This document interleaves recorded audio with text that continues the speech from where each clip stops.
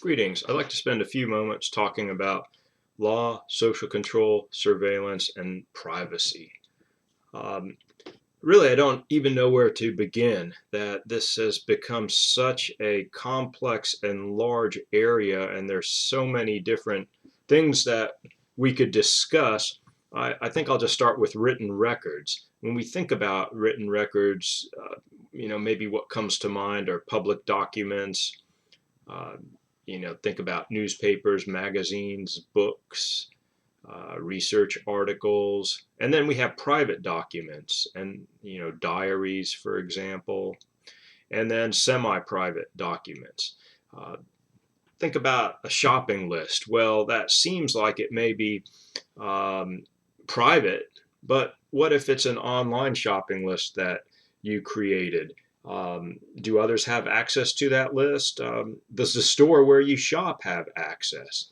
I don't know. Whenever I bring this card to Panera's and they ask me if I have it, they know my name, and I don't even have to tell them for my order. Also, Starbucks knows my coffee drinking habits, and if I'm really drinking a lot, then they send me an email offering me free specialty drinks or food. That all seems good, doesn't it? Or does it not? I don't know. Am I going to get a call from my insurance company saying, we want you to limit your coffee drinking before you have some type of problem? I don't know. Uh, so my whole point is that what is private may not be. Also think about photographs, audio, and videos. Years and years ago, uh, photographs, audio, and video, pretty private for the most part. I remember a lot of this simply because of my age and growing up during the 60s and 70s with the emergence of different types of photographic methods, tape recorders, and videos. Let me show you something just for historical purposes. Um, Anyone recognize this? Or even worse, now if you go out for a walk or a run or jog and you take this along, people will just give you strange looks. What is this? And it's a Walkman, Sony Walkman, the best electronic device ever created, in my opinion. But try telling that to others, especially those that don't know what it is, and then explain. It also has a radio and it's water resistant. But nevertheless, we've come a long way, haven't we? Now I can listen to all that with this. In fact, from what I understand, next time I go to get hearing aids, I can actually get Bluetooth hearing aids so I can listen to music whenever I want, listen to books on tape, lectures, and even better, talk on my phone. So that will be interesting to see. Our online environment has changed everything. Social networking, our web searches, our web purchases, our memberships, blogs, games, the risks of spyware and other malicious threats have all changed things significantly. And this all goes back to surveillance and tracking. Never would have I thought in the 1980s when I was an undergraduate and also in graduate school and studying this stuff, never would have I thought that there would be this idea of a right to be forgotten on the internet, primarily because the internet had not been invented at that point. Um, and so we get into this whole situation of, people say, well, once something's online, it's always online. And so now you get discussion about, well, is there a right to be forgotten or a right to have certain things taken down? There's companies that you can pay to monitor what's out there that may be connected to you, and they will send correspondence and contact whoever owns that site requesting that it be taken down or threatening legal action. And I've talked to people who have actually used some of these companies when they got on the job market, and they had some things out there that they just didn't want employers to see. Nothing illegal, nothing what I saw is wrong, but certainly some might. Um, Also, and I thought this was kind of interesting, thinking about who controls what. And I just listed some cases that just came to mind. The Hiss case always comes to mind because I have a link to a video of microfilm stored in a pumpkin patch. You know, that was like a big spy, case, and it's a fascinating case to study. But when you look at the technology, and or maybe it was a film canister, I don't even remember. But anyway, when you look at the technology and then you look at where we are now, things have changed so dramatically. Maybe some of you remember Maxwell Smart talking on his shoe phone. And, back then that was basically science fiction, or even some of the things that we see used in Star Trek and early Star Trek, that is.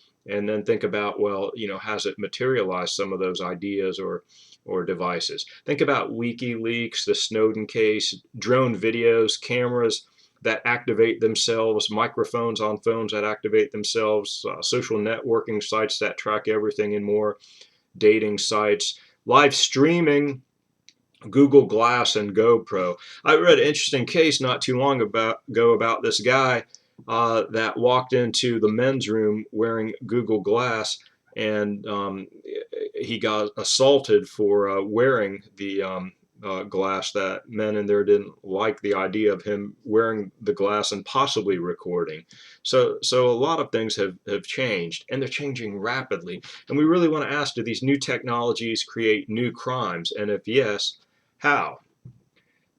Parenti in 2003 pointed out that each piece of digital surveillance seems harmless until one puts it all together. One case that I present in my genocide classes is IBM and the Holocaust, and Professor Black's analysis of how the Nazis used IBM punch cards and what would be technology at that time to track people, to be able to track people for concentration camps and for slaughter and other violence. In regards to the laws, we might ask, who owns the information? And what are the limits of collecting the information? How can that information be used?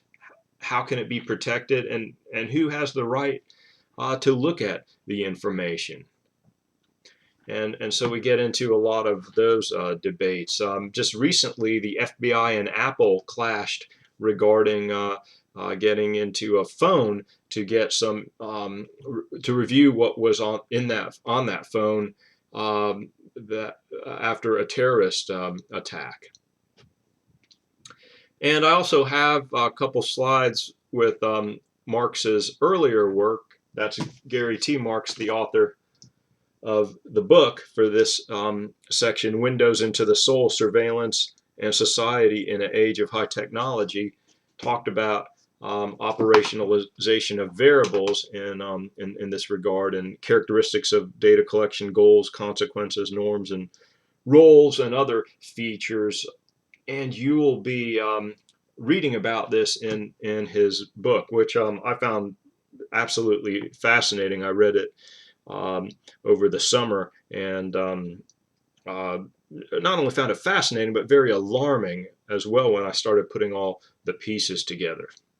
I also have a slide asking what is next, and this is from Wired Magazine, already going back to 2009, and they had a brief article on ARFID tags. Where could those be used? Where it would be helpful? And they have cacti, elephants, surgical sponges, abduction risk people, tires, clubbers, cities, police badges, inmates, and cat doors. Just kind of thinking about, already going way back to 2009, already some of the ideas and uses, and then things change so dramatically. And so I want you to think about how this relates to social control. And Cooper writes about in Security in the Fast Lane back in Popular Science back in 2009 about FAST, or Future Attribute Screening Technology, in attempts to predict crime. And this is based on analysis of, for example, heart and lungs, skin, eyes, body language, and even pheromones, the scents emitted from people's bodies. And then Lianos and Douglas in 2000 asked, well, who are the deviants? And where are we going to use this technology? And how is this going to form? And is a computer going to be able to decide, in a binary environment, if this person can go through or not go through, if this person's good or bad, or this person's risk or no risk? And so this is going to be a big problem.